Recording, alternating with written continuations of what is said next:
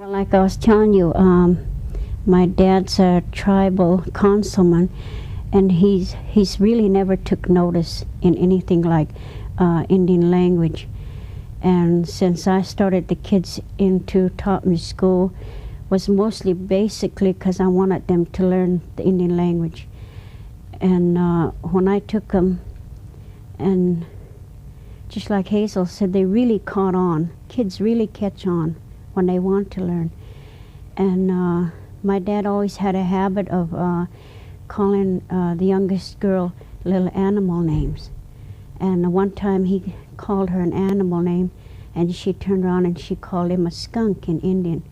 And he turned around and he asked, where is she learning all these things? And I told him that they were going to school in Topnish now, and where they were was they were teaching Indian language. And this is where she was learning the animal names, because he called her another name and she called him, I think it was a horse. And he really took notice in that, because he said, she's never called me anything like that, because he's always called her animals' names, and she's starting to call him back different animals. And he said what kind of program this was, and I told him that it was that Indian language that Hazel Umtich was teaching. And he said she was there just a little while and she learned all that.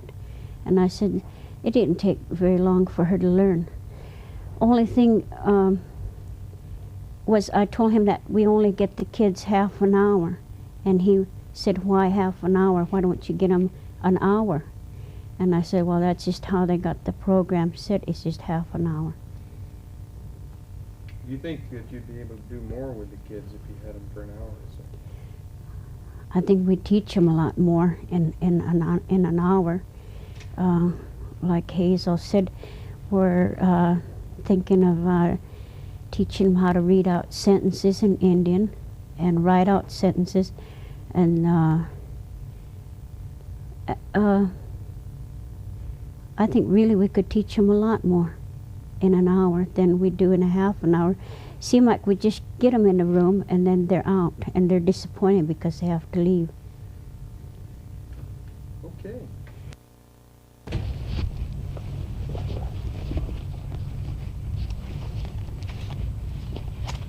Okay. Now can you just tell me your name and your position and a little bit about the program that you work in? My name is Lena So Happy Sakasnai Owens, and my enrollment number is 2545. As I understand, lately we've been given our numbers every time I go to a store. What is your enrollment number? So I have to give my number. And I've been employed at White Swan School for about 6 years now, and I have learned to write our Indian language for about 10 to 12 years. I took lessons from Dr. Rigsby. He's a linguistic teacher in University in New Mexico. And I also was taught by the late Alex Saluskin. That's where I got all my lessons from. What do you do in the public school system? In the public school, Pause this. You can be quiet and stay in here, or you can go outside. Okay? I've been doing most of the language in Indian when I first started for White Swan. I've taught it just orally, and the students that I had was from grade through, first through high school. And this year, since we have most of our books, and since I also know how to write the Indian language, and I've been using most of these and given the students in written form in classrooms this year. And most of the high school students and also the grade school students enjoy writing the Indian language instead of just listening to me and using it orally. When you talk about the students, are these mostly Indian students, or are they part Indian and part non-Indian? Well, I have them all mixed because I have them from K through 12. So they all enjoy the lessons that I have.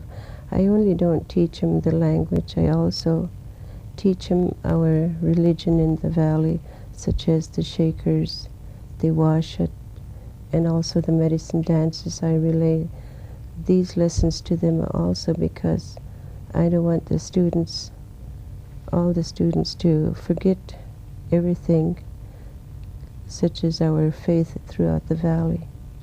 What do you think the value is of teaching young Indian people about their history?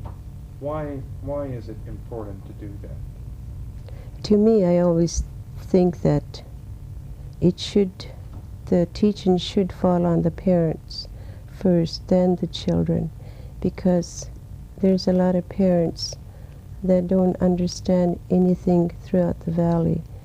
And here we're starting our teaching from the children when it should be through the parents first. But what value does it have for an Indian boy or an Indian girl who is going to grow up, who may want to live in what is essentially white society? Why is it important for that child to know about his own history and his own heritage and his own language? It's for them to know what they are, because many a times the students today, they don't know who they are really until I started teaching the Indian language. Then they wondered how come they didn't know their Indian language before. And right away it relays back to their parents. When the student want to know more, they have no one to turn to when they get home and want to find out more. So this way, I always think it's best to bring the parents in as well as the students. That way they would all understand together and be a better, happier family at home.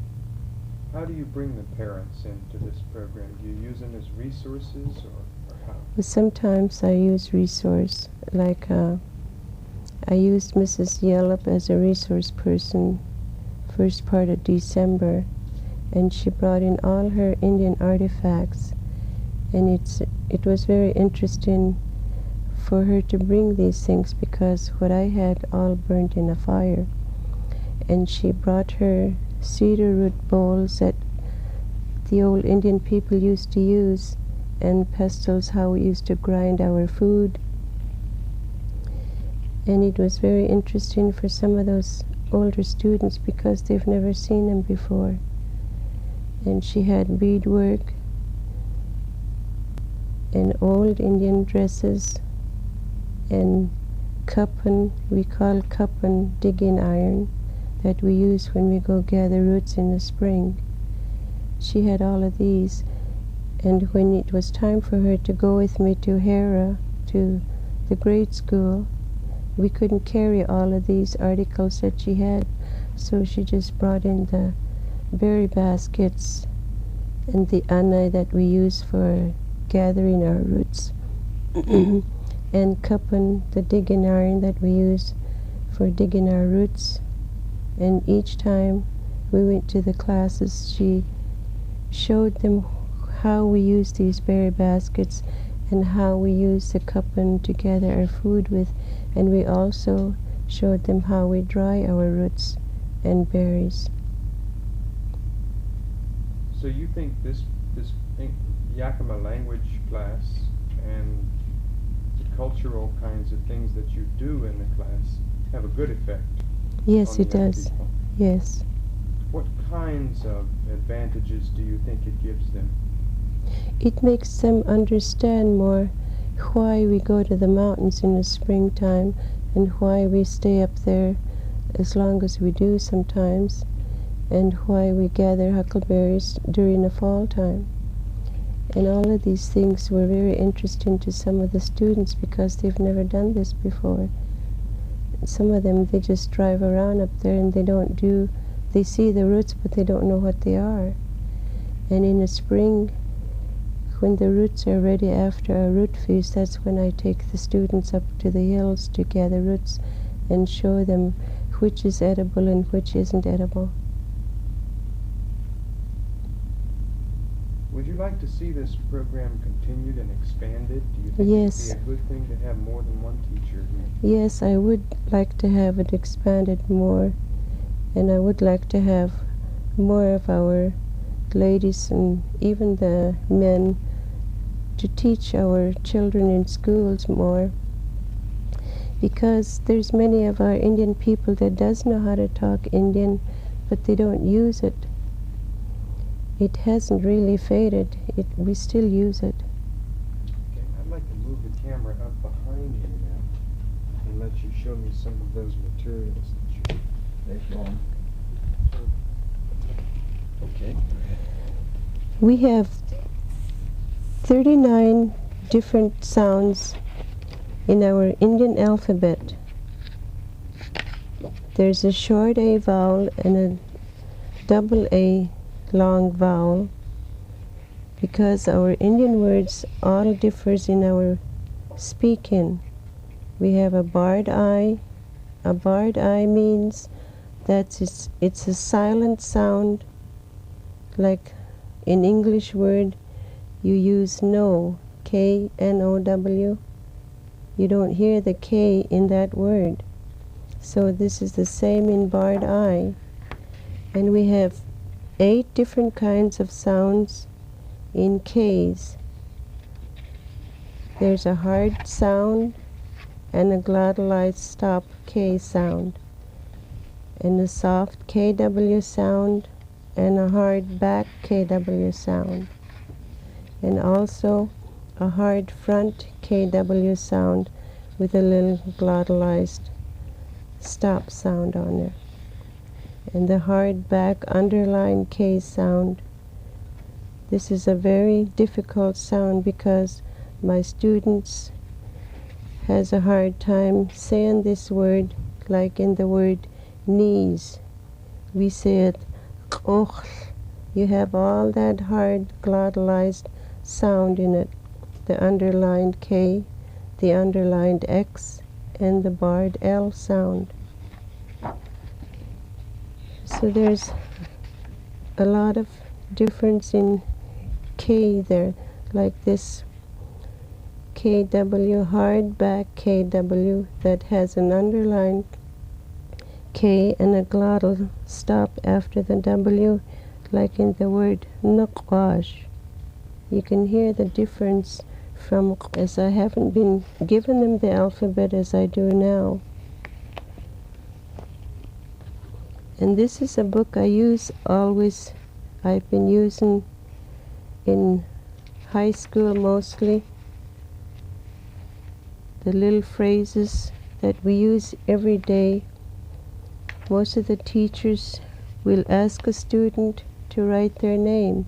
So this is how this book is written. Wanikt is for name, Timak is for write, Wanikshash means my name is.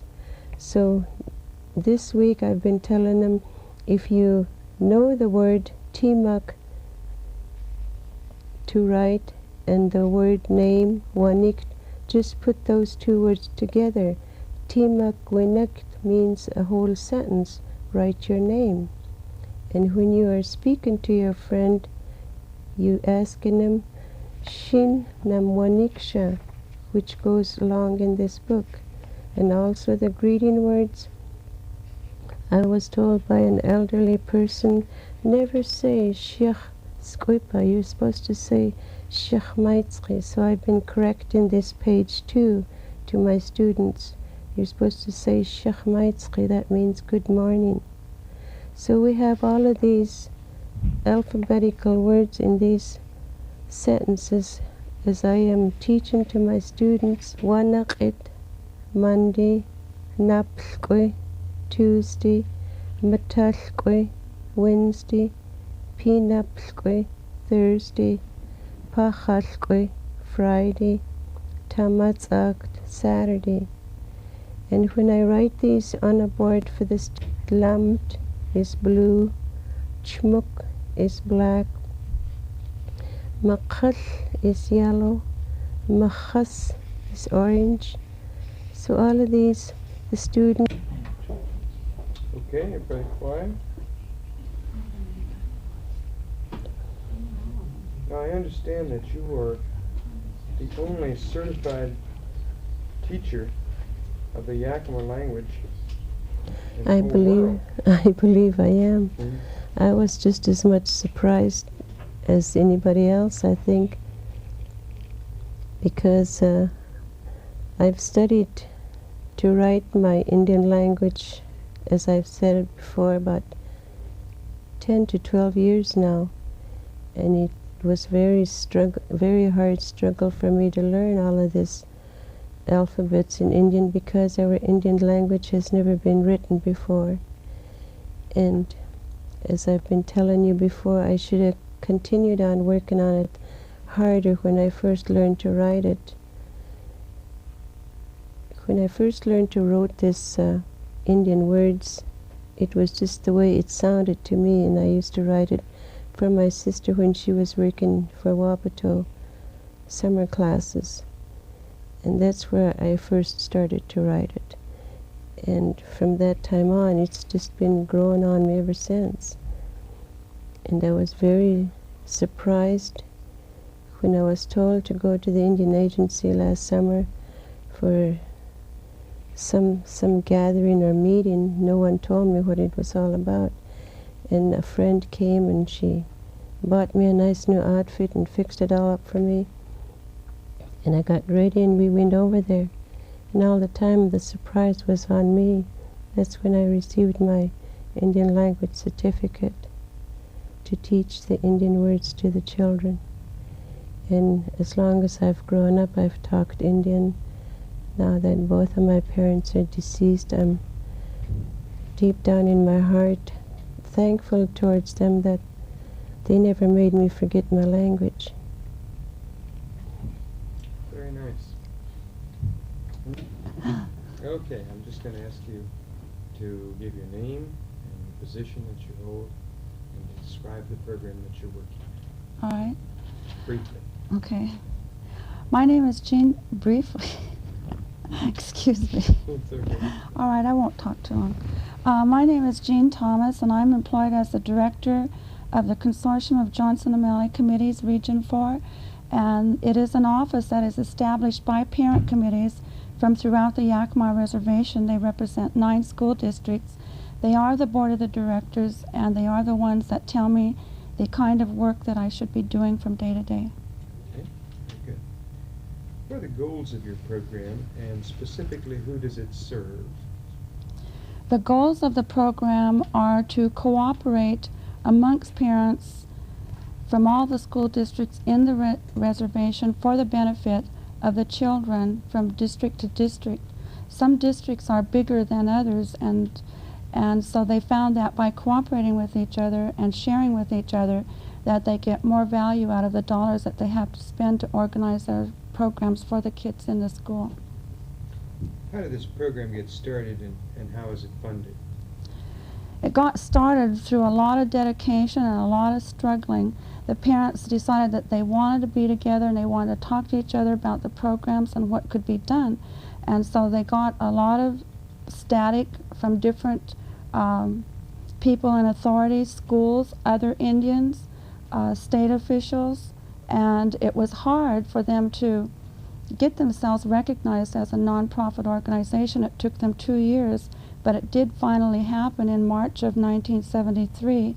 And so now that they're a legal nonprofit organization, their budget has grown from about $3,000 to $150,000 in 3 years. And the funding comes from?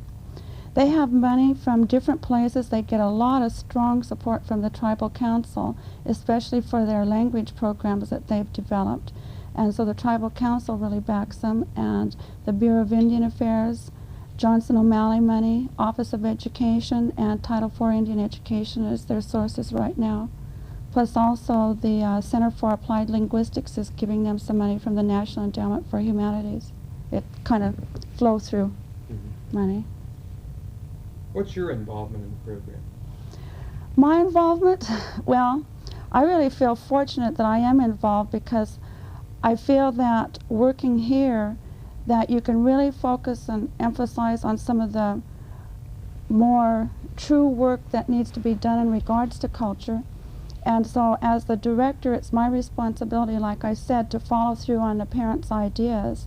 And they set the priorities, and the priorities that they've set is, number one, I think, really goes to academics because they want their children to be educationally proficient. But then there's kind of a side-by-side number one priority because they also have first priority on language, restoring the language so that everybody can speak Yakima fluently. And they've really concentrated a lot on that. And another thing that, well, they've kind of built on a sequence, I guess is a way of putting it. And so they started out by doing this book, and there was 53 people. Can I stop you for a minute because I'll change the tape, and then you can catch right up on talking about Right, the book. I'll start out All with right. a close-up on the book.